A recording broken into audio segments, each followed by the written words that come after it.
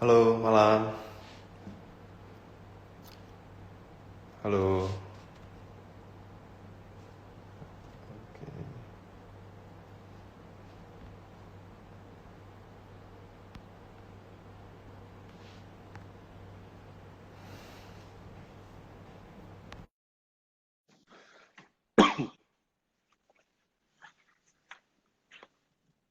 Oke, Dani sudah masuk ya, teman-teman. Hari ini kita akan bahas beberapa hal mengenai kondisi saat ini, gitu ya, pasar saham, startup, ekonomi sekarang. Halo Dan. Halo, halo bro. Waduh, udah lama nih bro, kita nggak ketemu tetap muka gitu, Iya, udah lama nih bro, benar. face to face bro. Lama banget. Waduh, Udah lupa bentuk iya kita badan udah agak lupa ya. bentuk badan kita udah lupa bro karena setiap hari kan kalau FaceTime kan dari dada ke atas aja. Jadi Benar bawahnya juga, nggak kelihatan. Perutnya benar udah perutnya berisi nggak atau kelihatan belum ya. nggak kelihatan. Kemarin sempat ketemu Bong sih, tapi ketemu lo belum nih bro. Oh, oh iya, boleh boleh. Iya, Mungkin minggu oke. depan kali ya. Hmm. Ya, boleh lah, boleh lah. Nah, mungkin untuk teman-teman ya di Yes. sini yang misalnya belum kenal nih sama Bro Dani Sutradewa. Bro Dani Sutradewa ini juga partner saya. Ya, kita di Ya, bareng-bareng di South Venture, ya, sebuah venture capital. Ada saya, ya, ada Dani, ada Bang Chandra, juga ya, ada Bro Vincent. Nah, kita ya. berempat bangun ini. Nah, sebenarnya sebelum kita partner ya, saya mau cerita dikit Bro ya Dan ya. Ya, Sebelum nanti bro, kita bahas boleh. nih, gue pengen cerita dikit. Yes. Nah, sebenarnya awalnya sebelum partneran sama Dani, itu awalnya itu cukup lucu tuh ya. Jadi Hmm. waktu itu gue sama si Bong, si Bro Bong Chandra tuh ngobrol gitu. Wah, ini Dani Ya. ini bakal karirnya cemerlang nih gitu ya. Ini wah ini bakal masa depannya cerah nih gitu kan. Dan Hmm. kita pasti kan punya teman yang tiba-tiba wah jadi sukses banget gitu loh. Terus kita Hmm. cuman bisa ngomong, wah ini nih dulu teman gue nih gitu loh. Kita cuma bisa ngomong seperti itu. Nah, tapi waktu itu gue sambung cerita gitu. Wah, ini kalau si Dani ini harus kita apa ya? Kita harus ngajak dulu nih. Kita harus ngajak partneran Hmm. dulu. Join dari satu perusahaan dulu gitu. Jadi nanti kalau misalnya Dani udah sukses banget, kita nggak usah ngomong, ini kan teman gue nih, nggak usah. Tapi kita bilang, Oh, ini partnernya kita gitu. Gitu. iya Jadi iya. Wah, Dani thank you ini banget. apa ya? Doanya itu doa bro, doa. Yes, siap-siap Thank tuh. you banget, thank Bro, you. Bro Bong komen tuh, dynamic duo. Iya, jadi Bro Dani mungkin boleh cerita sedikit nih. Sekarang lagi Ya, kesibukannya apa aja? Jadi biar teman-teman juga hmm, pada tahu. Ya, sekarang lagi ngapain aja? Aktivitasnya lagi apa aja? Silakan. yes, iya. Kalau sekarang ini kita lagi fokus untuk em, membesarkan venture capital kita, South Ventures. Hmm, Em, jadi South Venture itu apa? Nanti kita bisa jelaskan lebih detail ya di belakang. hmm, Cuman untuk singkatnya, South Ventures adalah venture capital di mana kita invest. So far kita sudah investasi di 5 perusahaan, ya mostly startup companies. Begitu, bro. nih. Dan 5 atau 10? 10, sorry. Karena ini apa? Waduh. Lagi nggak konsen, bro. Udah malam belum dinner. Makanya gue kaget. Ya, Kok 5 gitu? Itu perusahaan siapa, bro? ya. So far udah ada 10. Udah ada 10 10, 10. startup companies yang kita invest. Oke, oke. Yes. Ya, jadi kita udah invest 10 company ya. Ya, Ya. bro, saya juga pribadi sebenarnya belajar banyak juga sama Bro Dani. Ya, dan hari ini gue pengen bahas nih satu apa topik ya yang paling Yes. banyak dibahas sekarang. Ya, jadi Oke. isinya apa DM-nya ini Instagram-nya saya gitu, itu banyak Ya. nanya nih gitu. Kok itu Hmm. kenapa sih kok sekarang ya? Kan kalau kita lihat dari fundamental ekonomi, itu kan lagi Ya. turun nih bro, lagi turun. Betul. Betul. Ya, atau nggak usah jauh-jauh lah, kita lihat kondisi semalam deh kemarin. Kemarin itu apa pasar saham di US Ya. itu mengalami kenaikan. Sedangkan di Hmm. sana kan ada demo besar-besaran ya karena Benar. faktor yang rasis itu. Ya. Demo besar-besaran di apa 30 kota tapi apa justru sama lah naik gitu loh. Nah, Ya. pandangan Bro Dani itu seperti apa nih? Jadi pertanyaan saya lempar saya lempar ke Dani, ekonomi lagi turun ya, tapi Ya. saham malah naik gitu. What do you think? Oke. Ya. Mestinya ini pertanyaan yang paling tepat itu Bro Putra yang jawab karena mengenai saham ya biasanya Bro Putra yang paling mengerti. Enggak juga. Nah, cuman saya coba jelasin Nah, sebatas kemampuan saya mengenai ekonomi saat ini ya. ya. Jadi memang sebetulnya stock market itu tidak sama dengan real ekonomi Hmm. gitu. mungkin buat teman-teman yang dengar di sini juga. Jadi stock market tidak sama dengan real economy. Real economy bukan stock market. Ya, jadi stock market adalah persepsi orang-orang terhadap keadaan ekonomi yang sekarang dan yang akan datang. Jadi kalau orang-orang semua berpikir, ya dia punya pemikiran, oh saya punya persepsi ini kayaknya ekonomi ini ke depannya ini bakal bagus. Dia akan rela untuk keluarin uangnya dia untuk investasi di stock market. Karena dia yakin ke depannya saham akan naik karena ekonomi akan bagus. Cuman yang menjadi misleading adalah kebanyakan orang suka salah. Ya, orang sejago apapun itu bisa salah. Ya saya kemarin baca-baca ya ada satu idola saya lah namanya Ray Dalio. Ya dia salah satu hedge fund pemilik hedge fund terbesar di dunia. Nah tapi ternyata pada saat Maret kemarin pada saat stock market crash dia juga salah. Jadi dia nggak mempertimbangkan adanya pandemik. Dia hanya memikirkan bahwa oh ini paling COVID-19 cuma ada di China aja lah, nggak mungkin kemana-mana. Ternyata menjadi pandemik dan dia nggak memperhatikan hal itu, resiko itu dia nggak memperhatikan, akhirnya dia salah juga. Dia cukup rugi cukup banyak ya hedge fund-nya di pada saat bulan Maret kemarin. Jadi bahkan Warren Buffett aja bisa salah, bro. Iya, setuju. Bahkan Warren Buffett aja juga salah gitu kan. Dan dia mengakui gitu, dia mengakui kesalahan dia ya mengenai yang dia acquire airline company itu, dia mengakui dan dia akhirnya dia keluar dari sana. Nah, dan kalau gue lanjutnya. Kalau kita lihat sejarah gitu ya.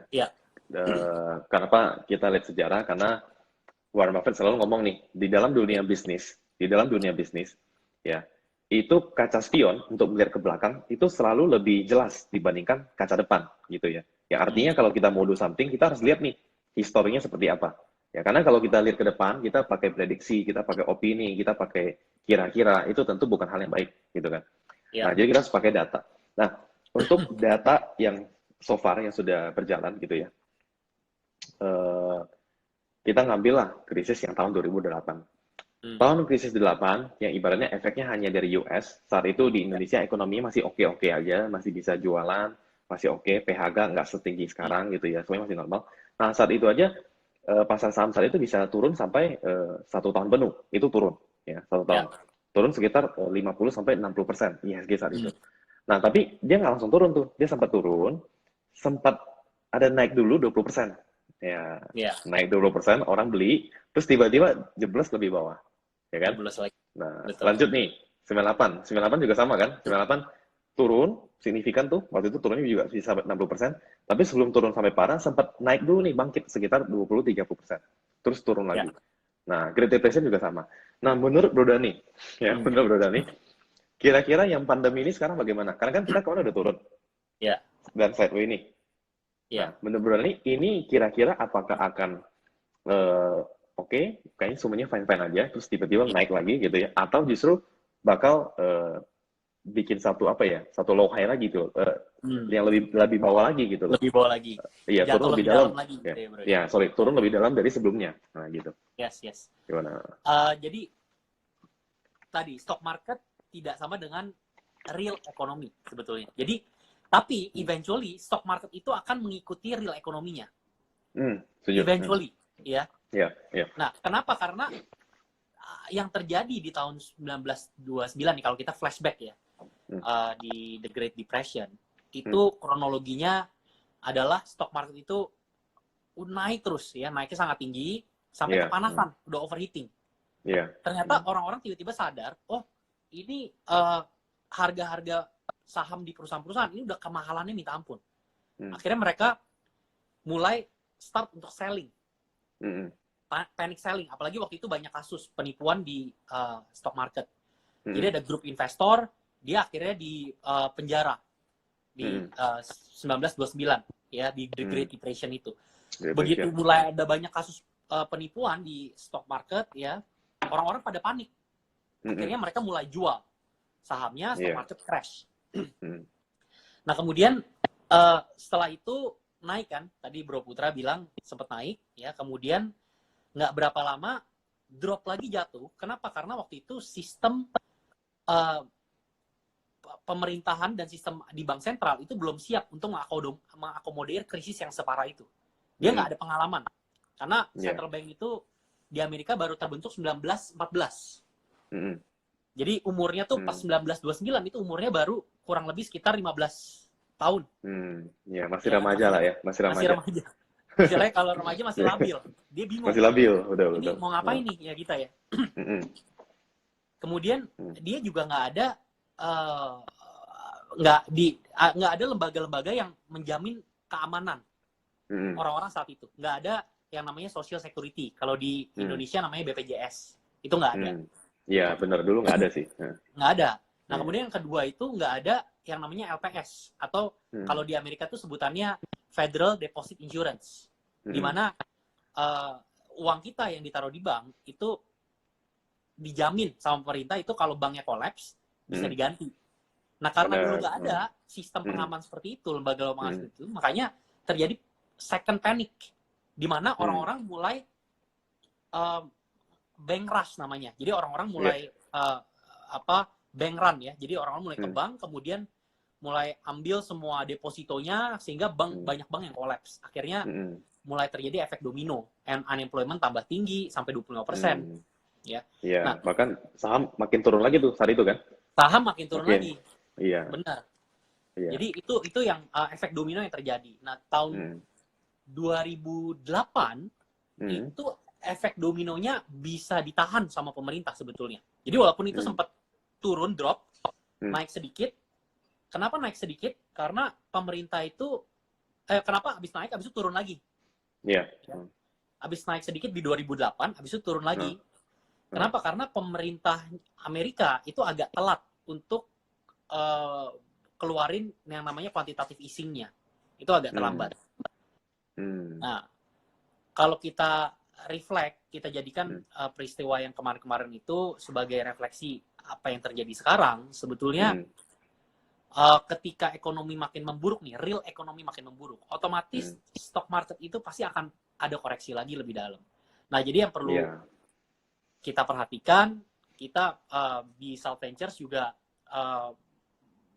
melihat kondisi ekonomi itu merupakan makanan kita sehari-hari ya. Jadi kita harus cek terus update tentang kondisi ekonomi. Iya, setuju. When is the right time untuk invest, ya kan? Kemudian ya untuk kita lihat ke depannya ini ekonomi akan mengarahnya kemana. Nah, makanya oleh karena itu kita pelajari terus sampai sejarah 100 tahun terakhir ya, kita pelajari terus. Ya, kita lihat ke depannya nih ketika ekonomi makin memburuk nih, pasti nanti akan terjadi koreksi lagi di stock market. Cuman kalau ekonominya nggak memburuk nih, ternyata ekonominya bisa bangkit lagi karena stimulus pemerintah kan banyak banget tuh. Ya kan, kemarin kan. Basically sih stimulus pemerintah itu untuk menutupi lubang yang terjadi karena banyak income dari perusahaan maupun individu itu yang hilang. Iya. Income-nya hilang karena spending-nya kan hilang juga. Benar. Ya. Karena spending orang itu merupakan income orang lain. Nah, jadi karena spending orang merupakan income orang lain, ketika spending-nya berkurang, income orang lain berkurang. Setuju. Nah, otomatis pemerintah harus nutupin lubang itu. Benar. Supaya GDP-nya nggak turun. Nggak, kalaupun turun, nggak turun terlalu parah. Iya. Ya. Nah, cuman pada saat kemarin di berita, bro, lubangnya di Amerika aja itu puluhan triliun US dollar. Waduh. Nah, itu. Jadi kemungkinan lubang itu nggak akan bisa ditutupin terus. Iya, benar-benar. Stimulus aja cuma 2 triliun ya. Iya, 2 triliun, tapi sebetulnya ada banyak yang tambahan-tambahan seperti misalkan contohnya kayak credit easing. Itu sebetulnya bukan cash yang di-handout.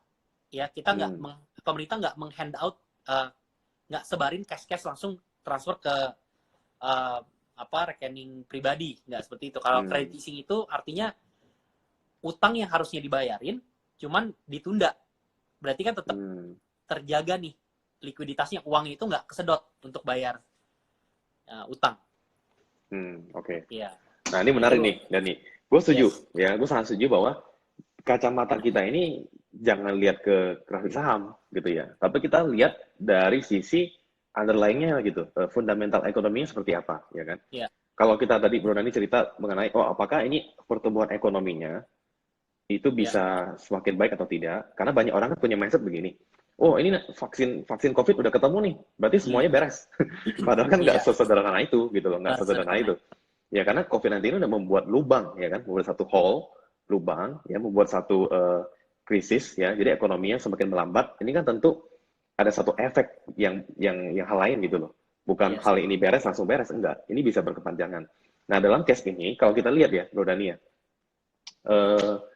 kalau kita kembalikan ke fundamental ekonomi di satu negara, maka pertanyaan saya selanjutnya adalah, kan kita sama-sama tahu nih, Iya. sama-sama tahu bahwa di Q1 GDP di US ya, Q1 2020 GDP di US itu minus 4,8%, ya kan? Iya. Minus 4,8%, salah satu yang terburuk ya. Dan di Q2, nah ini yang mengerikan, ya ini yang mengerikan. Ini katanya dari Goldman Sachs sama Deutsche Bank itu estimasinya mereka, ya mereka mengestimasi GDP di Q2 itu di US itu bakal di angka minus 24% sampai 40%. Ya. Iya. Nah, saya jelasin dikit untuk teman-teman yang belum familiar dengan hal ini. GDP itu basically didrive paling besar oleh consumer spending, ya consumption. Itu bisa 70% di US, ya 70%.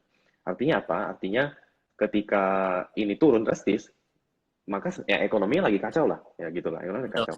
Di US sendiri ya, sekarang ya, dan ya, unemployment rate itu kan udah hampir 15%, ya kan? Iya. Sedangkan diestimasi bakal menjadi 25%, which is lebih parah. Iya. Betul. Nah, kalau seperti itu, menurut Bro Dani gimana nih? Dengan kondisi yang estimasi yang memang kemungkinan besar terjadi, ya, recession kayaknya udah pasti terjadi. Recession itu kan 2 quarter, ya kan? Iya. GDP-nya minus. Nah, what do you think, Dan?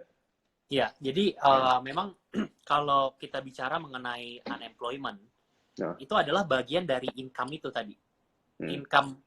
Income orang lain merupakan spending orang lain juga, ya kan? Jadi ketika unemployment makin banyak, otomatis spendingnya orang yang dipecat itu, ya, orang yang di layoff itu menjadi berkurang otomatis. Ketika spendingnya berkurang karena dia nggak terima gaji lagi, otomatis income orang lain itu berkurang. Yang tadinya misalkan dia sering ke restoran, ya, tapi karena dia dipecat, dia jadi nggak ke restoran, sehingga income dari restoran tersebut akan berkurang. Yang tadinya dia misalkan sewa kos-kosan, ya, atau sewa apartemen untuk tinggal, tapi karena dia dipecat, otomatis ujung-ujungnya dia jadi nggak bisa bayar kos-kosan atau nggak bisa bayar apartemennya, sewa apartemennya. Otomatis dia pindah balik lagi misalkan ke rumah orang tuanya. Income-nya si pemilik kos atau si pemilik apartemen itu pasti berkurang juga. Nah, itu akan terjadi efek domino yang beruntun. Nah, jadi ketika unemployment makin banyak, bayangkan lubang spending lubang spending orang yang tadinya dia spend tapi tidak di spend itu akan makin membesar. Ya, jadi di sini sebetulnya saya nggak pengen membicarakan hal-hal yang buruk ya, kita tetap optimis. Makanya nanti kita cerita sedikit kenapa Salt Venture, apa yang dilakukan Salt Venture sekarang. Ya, apa yang dilakukan Salt Venture sekarang untuk menavigasikan. Jadi kita ini sekarang ini kita anggap krisis ini tuh kayak badai. Ya. Dan kita semua ini ada di dalam perahu nih. Ya, dan kita punya perahunya masing-masing. Bagaimana kita sebagai nahkoda kapal, kita bisa menavigasikan menavigasikan kapal kita yang lagi diombang-ambing sama badai. Benar. Supaya kalau kita navigasi ini benar, kita nggak kecemplung. Tapi kalau navigasi ini salah nih, misalkan ternyata ada ombak yang gede banget, ada lebih gede lagi gitu ya. Gede banget dan kita hajar, ya kita maju terus, kita ngebut, ya kita akan tenggelam. Tapi kalau ada ombak yang gede, kita main di ombak itu, kita akan aman. Iya, setuju. Ya kan? Makanya di sini ya yang perlu diperhatikan untuk teman-teman mungkin yang di sini ada yang invest di saham, perlu diperhatikan jangan chartnya aja. Saya setuju sama Bro Putra. Jangan hanya chartnya aja. Misalkan, wah chartnya ini kelihatannya trennya lagi naik nih. Itu berarti kita harus invest. Nah, soalnya biasa gini, Dan, kalau investor dia masih newbie nggak heran, karena kan mereka ini ya mereka lihatnya cuma di grafik gitu loh, ya kan? Ya, Dia cuma grafik, dia nggak lihat secara apa big picture. keseluruhan gitu. Dia ketika naik mereka nggak tenang. Waduh, ini naik nih, aduh ini telat nih, Betul, tanpa melihat secara keseluruhan gitu kan? betul, betul. Ya. Dan Nah, by the way ini, gue hah? kasih satu ini nggak, satu apa contoh kenapa manusia itu nggak cocok main di stock market. Itu contoh dari yang udah ada di diri kita, di setiap manusia kita, dan setiap manusia sejak lahir. Oke, menarik tuh, menarik. Ya, Dan jadi tapi sebelum itu, ini komen saya off ya, ini komen gue off. oh, oke, oke. Iya, gue off. Soalnya tadi mata gue baca komen, gue malah nggak dengar lo mau apa. Oke, Soalnya gue nggak bisa multitask. oke. Oke, Ya, jadi ya lanjut. gue kasih satu contoh kenapa sebetulnya manusia kita nih Nah, itu nggak cocok main di stock market. oke, Ya, oke, apa? itu adalah hal yang udah kita bawa sejak kita lahir. Jadi di otak Oke. kita itu ada satu part of our brain namanya itu amigdala. Ya, ini waktu Amigdala. itu amigdala ya. Oke, Amigdala. Nah, amigdala ini berfungsi untuk survivalship kita sebetulnya. Ini fungsi otak yang part of our brain yang paling penting, bro. Karena kita ada sampai sekarang itu karena si amigdala itu. Jadi Oke. amigdala ini berfungsi untuk ketika kita dihadapi oleh bencana nih di depan atau ada ancaman di depan, amigdala itu langsung berfungsi dan dia akan langsung mengatakan ke kita apakah kita harus kabur ya atau kita harus lawan. Jadi Oke. itu fight and flight sistem di diri kita.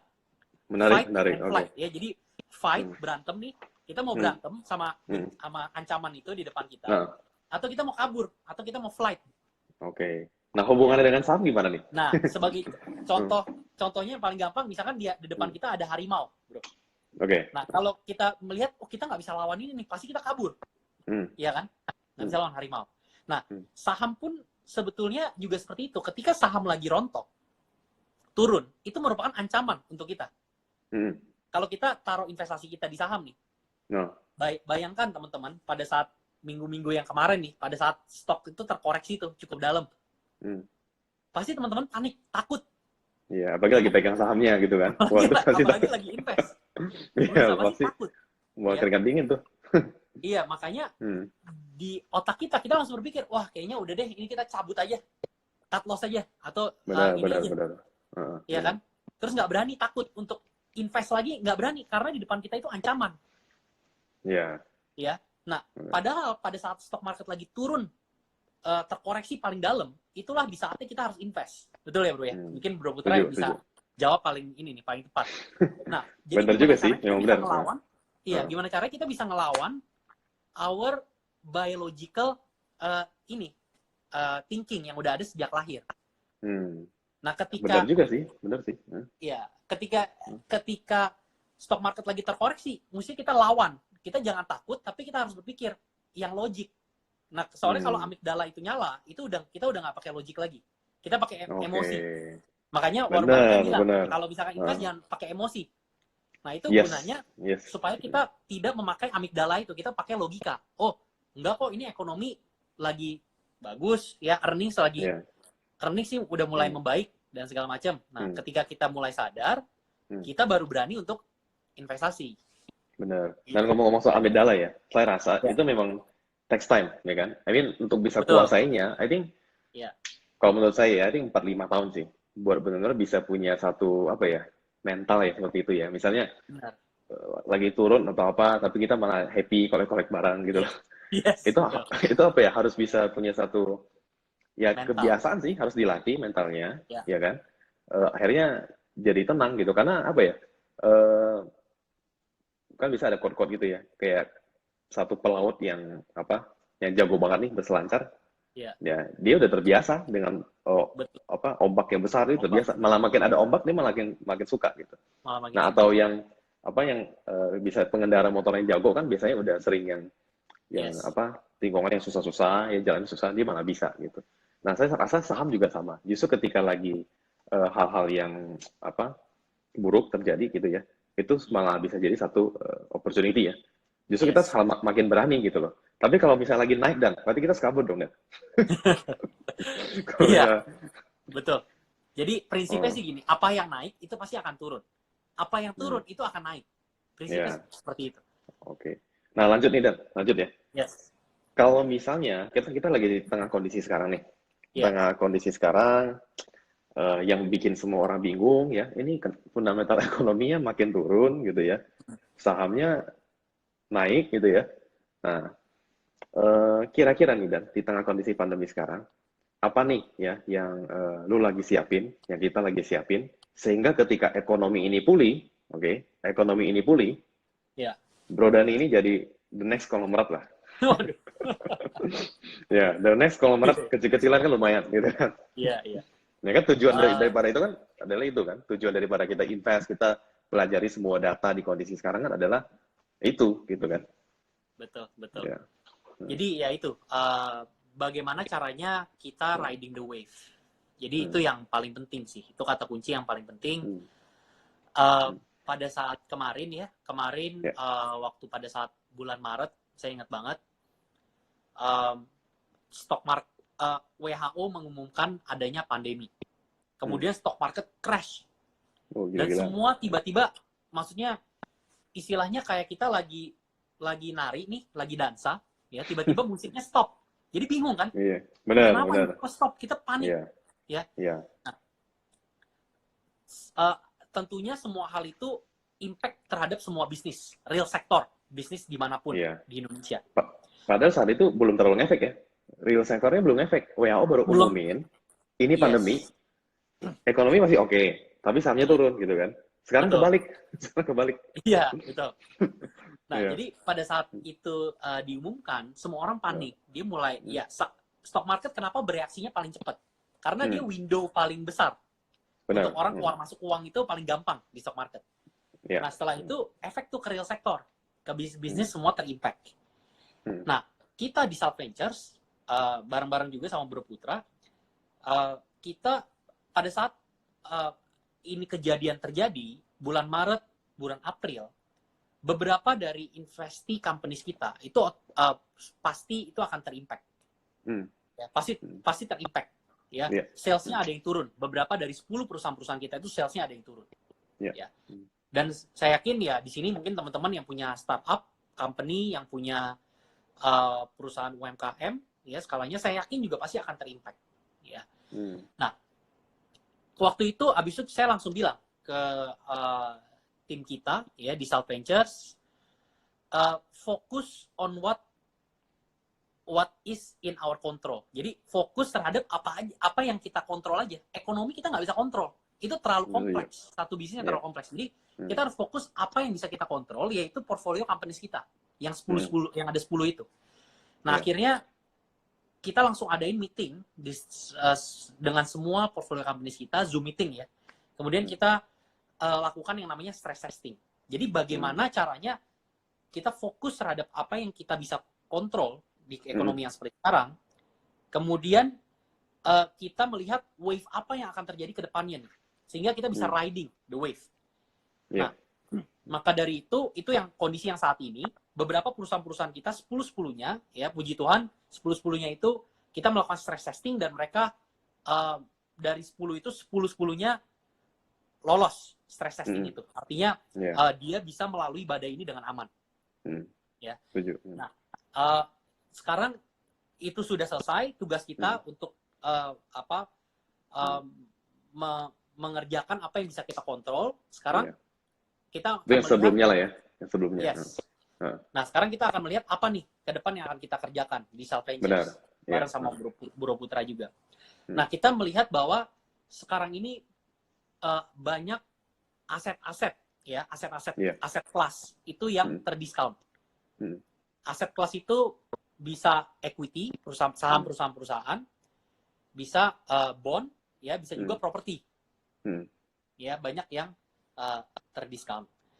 Nah, maka daripada itu kita ya di South Ventures kita buat satu fund ya yang namanya distress asset fund. Iya. Distress asset fund. Ya. Distress asset fund. Nah, distress asset fund ini kita mencari perusahaan-perusahaan ya startup yang memang sebetulnya sedang terkena impact dari pandemi ini, dari krisis ekonomi ini yang cukup parah. Tapi kita melihat bahwa kita cari mental dari founders yang justru malah tambah naik, malah meningkat. Ya, ketika krisis ini datang, mentalnya founder itu bukannya terdiskon, tapi malah tambah naik. Ya, kenapa? Karena dia ketika dia bisa melalui krisis ini, berarti mental dia akan tambah kuat ke depannya. Saya kasih satu contoh, ada saya beberapa hari yang lalu saya bicara dengan satu entrepreneur juga yang kita lagi in discussion untuk kita invest, ya. Entrepreneur ini dia punya mental yang sangat kuat, dan saya yakin ketika dia berhasil menavigasikan perusahaannya di kondisi krisis ini, dia pasti bisa menavigasikan perusahaannya di kondisi normal, akan lebih kencang lagi, ya. Jadi dia menceritakan bahwa pada waktu terjadinya krisis, bisnis dia itu terkena impact yang sangat parah. Bahkan dia harus melay off karyawan-karyawan dia cukup banyak, sehingga tinggal sisa 5 karyawan. Nah, kemudian dia itu apa yang dia lakukan? Kan saya tanya ke dia, jadi ngapain pada waktu itu? Dia itu sampai jual perhiasan dia, sampai jual tasnya dia, hanya untuk memprotek bisnisnya supaya bisa tetap jalan, karena dia percaya bahwa brandnya itu sangat bagus, dan dia percaya bahwa brand ini akan bertambah besar ke depannya. Nah, mental seperti inilah yang harus kita cari di perusahaan-perusahaan yang kita invest. Jadi itu kurang lebih di Stress Asset tuh kita mencari startup founder yang punya mental yang kuat. Ya, setuju sih. Jadi memang ya tadi sorry gue punya handphone ternyata sisa 20% baterai. Ya gue kira mati, untung enggak. Ya, jadi di Stress Asset ini tujuannya untuk itu ya, kita invest ke satu company startup yang memang ya pasti memang secara revenue pasti kena efek dari kondisi sekarang, tapi brandnya masih bagus, ya foundernya masih bagus, bahkan bisa survive di tengah kondisi yang seberat ini, yang terjadinya bahkan bisa sampai 100 tahun sekali. Ini yang kita cari ya, dan mungkin kalau misalnya untuk teman-teman di sini yang nonton di sini, mungkin mereka jalanin startup nih, gimana biar bisa diinvest sama venture, dan ya mereka jalanin startup, mereka punya bisnis, mungkin boleh info sedikit, siapa tahu ada yang tertarik nih, ada yang tertarik mau diinvest sama VC, sama venture, gimana? Bisa jadi partneran juga kan? Iya. Jadi memang beberapa minggu terakhir ini kita terima banyak banget pitch deck, proposal dari startup founders. Sekarang kita masih mensortir kira-kira mana yang cocok sesuai dengan kriteria dari Salt Ventures. Nah, kita cari yang terbaik ya, the best of the best. Yang kita cari bukan perusahaan-perusahaan yang memang dia secara keuangan ya, misalkan ya, secara keuangan itu dia bagus banget, nggak seperti itu. Itu menjadi nomor 2. Keuangan tetap kita perhatikan, tapi keuangan itu kita tahu bahwa dalam kondisi seperti ini pasti keuangan perusahaan akan terimpact. Nah, cuman yang pertama yang kita cari adalah mental dan skill dari si entrepreneurs tersebut, dari skill dari si founders tersebut. Jadi kalau bagi teman-teman di sini yang punya startup, ya, yang punya lagi menjalankan bisnis startupnya, ya, bisa email pitch deck-nya ke admin@saltventures.id, admin@saltventures.id, ya. Nanti di sana kita akan sortir, dan yang terbaik kita akan lakukan Zoom meeting. Ya, nanti dari Zoom meeting itu baru kita akan proses lebih lanjut ininya, jadi investmentnya.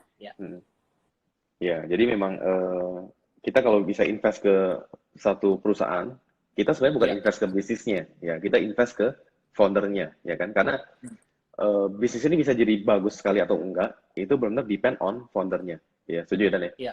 Ya, makanya kita tadi Dani cerita bahwa kita cari yang memang mentalnya ini baik gitu loh. Justru ketika lagi kondisi sekarang itu malah tetap fight gitu, bukan yang gampang nyerah lah gitu.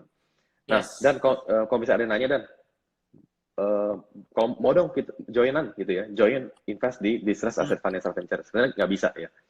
Sebenarnya Iya, ini sifatnya bukan untuk publik, ya iya. ini kita nggak terima untuk publik, sifatnya juga private gitu. Ya. Hmm. Ya, Yes. yang Jadi kita open itu hanya nanti hanya untuk investor yang kita kenal, ya orang-orang dekat ya. iya, Sama paling biasa iya. kita buka di Circle X VIP. That's all. Yes. Ya, sisanya kita nggak terima. Nah, Iya, betul. Jadi memang kalau bagi teman-teman di sini yang memang mau bareng-bareng ya sama kita untuk hmm, kita lihat ya startup-startup yang potensial untuk diinvest, hmm, kita nggak akan bisa umumin ya di sini. Teman-teman bisa hmm. daftar ke Circle X, apa nama IG-nya bro? Circle X dot Circle X at Circle underscore X VIP, ya. At underscore Circle X VIP. underscore VIP. Ya, Yes, bisa paling daftar nggak ke sana doang sana. ya. Nah, Ya betul, at Circle X underscore VIP di Instagramnya. Bisa daftar untuk nanti kita di sana akan ketemu ya, kita akan sering hmm, ketemu untuk kita hmm. discuss terutama terkait hal-hal yang bersifat confidential untuk Ya, terkait dengan self ventures ya. ya. Ya, nah Oke. sekarang Ya. giliran gue yang nanya Jadi, nih bro, karena tadi waduh. udah kebanyakan tanya. Heeh. Gimana? Banyak yang nanya nih ya bro ya. Heeh. Kira-kira Bro Putra nih udah masuk belum sini ke saham? Gitu. Iya. Nah, itu Sebenarnya sih secara itu tersirat ya, secara tersirat iya. itu sudah terjawab dan Oh, ya, secara tersirat ya. Karena kan tadi saya iya. katakan, wah, Oke. ekonomi sekarang dari dulu yang namanya krisis itu pasti ketika turun pasti ada turun lagi gitu loh. Nah, itu Yes. padahal krisis Yes. yang biasa-biasa saja gitu kan. Nah, ini kali ini beda nih, beda cerita nih gitu. Cuma memang karena Hmm. mau election juga di US, tentu salah satu wajah ekonomi yang dilihat adalah pasar sahamnya. Jadi nggak heran Iya, sih ya kalau bisa sampai dijaga dan lain itu nggak heran. Tapi kan nggak bisa betul. terus-terusan seperti itu. Nggak Ya, bisa. jadi Iya. well, tiap orang punya decision masing-masing. Cuman kalau saya ya belum gitu. Saya belum. Kebetulan kakek saya juga belum. Ya, Warren Buffett ya. Oh Saya, iya. apa kakek Yes. saya itu, opa saya, nah itu juga dia belum masuk tuh. Dia belum invest ke pasar modal. Oke. Tapi Nah, kalau kalau untuk gitu teman-teman yang memang mau masuk, ya, huh? Ini saya tambahin sedikit. Kalau silakan. teman-teman yang pengen masuk, saya nggak apa-apa sih sebenarnya. Asal Iya, maksimal 10 to 20% lah, masih oke. Nggak apa-apa I gitu. Yang agree. penting kalau memang ternyata nanti turun, masih oke, nggak berdarah gitu kan, masih ada 80% portfolio. Nah, cuman kalau saya Iya. pribadi, karena saya sifatnya bukan invest dengan cara cicil, pakai DCA gitu ya, 2% rating, saya kan sifatnya uangnya lamsam. Jadi saya, Hmm. tapi kita juga nggak bisa cari timing terbaik, nggak bisa gitu. Kita nggak bisa cari lowest bottomnya Nggak itu bisa. nggak bisa. Nah, Iya. cuman tadi yang seperti lo bilang, kita lihat fundamental ekonomi sekarang ya semakin buruk gitu loh. Nah, ini yang kita lihat nggak Iya. selaras, ya kan? Nggak selaras dengan apa yang terjadi sekarang. Jadi saya lebih ke wait Yes. and see dulu lah. Kita lihat apa yang terjadi setelah GDP di kuartal kedua itu sudah dirilis. Nah, kita lihat nanti apa yang Iya. akan terjadi. Nah, iya. Yes, betul, betul. Jadi memang Hmm. gue setuju banget tuh bro. Kalau misalkan Nah, invest di stock market, ya boleh aja. hmm. Kalau misalkan mau Hmm. ikut ya. Cuman mau ikut the Ya, wave ya. Cuman memang setuju ya, banget harus lihat di real ekonomi sektornya ya, di real ekonominya iya, harus dilihat di sana. uh, Ya, nah ya. terus Ya, ini kan sekarang nggak invest di ya belum inilah bro, belum masuk ya. hmm. Nah sekarang ini apa nih bro? Kira-kira yang lagi dikerjakan? Gua dengar bareng sama bro kita, yang satu lagi Bro Bong juga ada Iya, iya, satu iya. proyek ya bro. Ya, Satu proyek yang ya. kelihatannya Gua, lezat untuk ya. Kalau gue dilihat. sih simple aja. Kalau Bro Ya, Nani juga pasti udah kenal gue kan. Gue simple aja. Cuman ya, untuk teman-teman gue sekalian share. Saya itu apa ya? Saya melihat Bro Nani juga udah tahu lah ya. Kita melihat para apa konglomerat gitu dari dulu itu kayaknya mereka make money, a lot of money itu dari mana? Ya dari pasar saham. Ya, terus ya, dari private company, ya that's why kita bentuk venture capital kan tujuannya itu. Ya kita invest ke startup company, nanti kita bisa IPO kan, itu kan goalnya itu kan. Nah, itu untungnya tentu lebih besar dari pasar saham. Nah, terus yang ketiga, ya, yaitu properti gitu. Makanya banyak banyak orang loh dan nanya chat gitu ya, bro, lu kenapa masuk properti gitu kan? Barang sih bong, hmm, why gitu. Padahal lagi hmm, kondisi hmm, sekarang gitu. Ya saya rasa ya properti nanti juga akan pulih ya. Tujuan saya invest juga saya percaya sama si Bong, saya trust dengan proyeknya Trinity Land, saya trust saya masuk juga saya Iya. bisa menerima cash flow rutin gitu loh. Jadi ya karena saya udah punya istri, jadi ya lumayan nih saya terima uang bulanan itu buat istri belanja gitu loh. Jadi Betul, betul. soal biaya biaya saya punya biaya hidup saya ya saya punya living expense gitu ya itu saya udah nggak usah pusing itu udah ke cover Iya, semua. Nah tujuan saya invest itu nah jadi saya punya uang yang saya udah siap untuk saya invest ke tempat lain sebenarnya itu aja sih iya, simpelnya itu aja gitu iya. ya. Jadi memang harus ada Eh, alokasi ya, bro ya. Alokasi. Jadi nggak bisa iya kita put everything in one basket. Kita harus setuju. alokasikan. Mungkin ada yang ke saham, ada yang ke saham Hmm, stock market, ada yang ke hmm, perusahaan-perusahaan startup, ya. ya. Ada yang Hmm. ke Nah kalau saya pribadi properti. Hmm. ya kalau saya pribadi memang saya mulai dengan invest di saham. Ya, saya Ya, mulai dengan invest full di saham. Ya, 3-4 tahun pertama full di saham, saya tuh masuk properti, mulai belajar tuh invest properti, saya sewakan gitu-gitu ya, dapat passive hmm. income, terus capital gain saya jual. Nah, Ya, baru nih 2 tahun terakhir nih barang broda nih, kita invest ke startup company. Ya itu sih, yes. ya inilah ya yang kita kerjain sama-sama. Iya, Itu aja betul, sih betul. ya, tinggal Setuju. fokusin makin besar aja. Intinya kita Iya, fokus aja biar asetnya makin besar. Nah, untuk teman-teman yang invest di pasar modal juga sama. Yang fokusnya iya, adalah fund ini bisa makin besar in long term gitu loh. Nggak ada yang bisa short term tiba-tiba 6 bulan kemudian jadi kaya raya itu nggak mungkin. Ya. iya. Apalagi di tengah kondisi sekarang kayaknya agak Kayaknya challenging agak ya. berat, Kita harus lihat. Nah, agak challenging. berat ya. Betul sih. Makanya saya selalu makanya saya selalu bilang ke teman-teman gitu loh. Kalau kalian nanya saya kondisi sekarang itu bagaimana pasar saham? Simpelnya gini, eh, best case-nya, ya, cash Hmm, terbaik menurut saya itu adalah sideways. Itu cash iya, terbaik.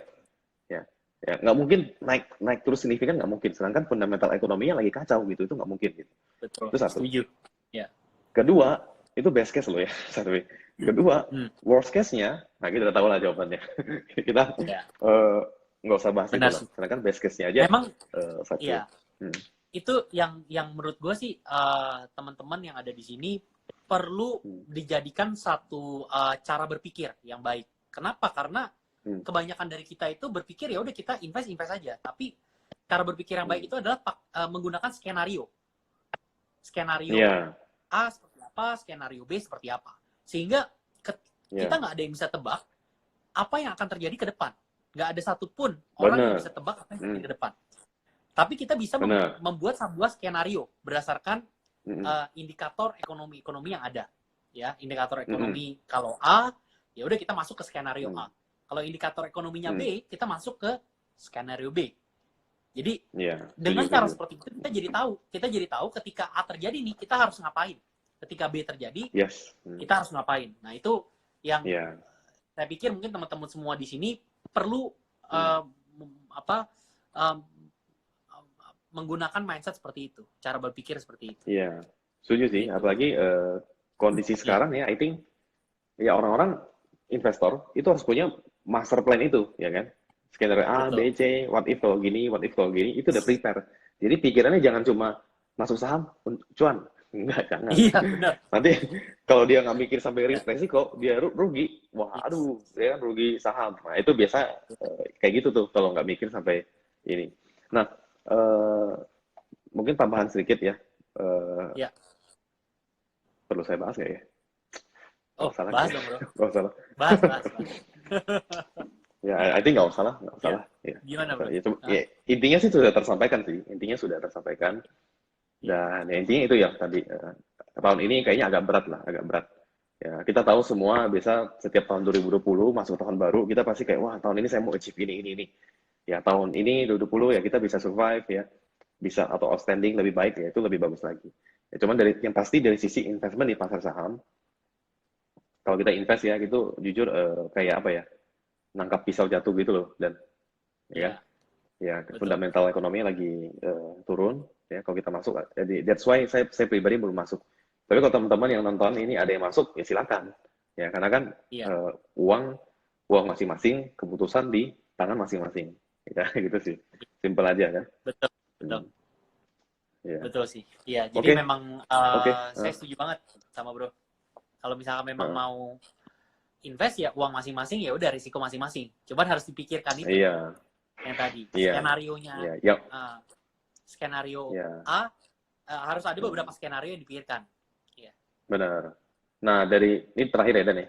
Ini saya Yes. punya apa? Handphone udah lowbat di bawah 10%. Jadi saya deg-degan nih, saya takut mati tiba-tiba. Nah, Iya. ini yang pasti adalah dari semua Hmm. skenario yang ada A, B, C, D gitu ya.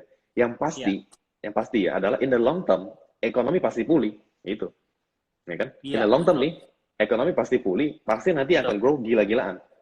Nah, Yes. cuman sepertinya momen itu bukan di sekarang, itu bukan. Hmm. Nah, sekarang tugas kita adalah lihat itu tuh, kapan ini mulai stop semua dan kapan ini mulai terjadi nih, yang grow gila-gilaan ini kapan terjadi. Benar. Nah, kalau kita masuk Benar. di timing yang tepat yang selalu saya bahas, wah Iya. ini kan, wah ini kan mantap nih dan sedap Pasti lah, akan sedap. muncul banyak konglomerat ya. Banyak konglomerat baru ya Iya, di iya. Indonesia. Salah satunya Dani Sutradewa ya. Waduh. Iya, iya. Amin, Bro. Bareng-bareng Oke, sama Bro ya Putra. dan Ya. ya bareng-bareng Oke. lah kita sama Paling teman-teman yang nonton, semua kita bareng-bareng. Nah, yes. Betul. hmm, Ya.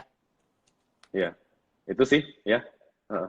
Ya, Thank itu you, aja kira-kira, Dani. mudah-mudahan Ya, teman-teman di sini banyak yang dapat manfaat juga.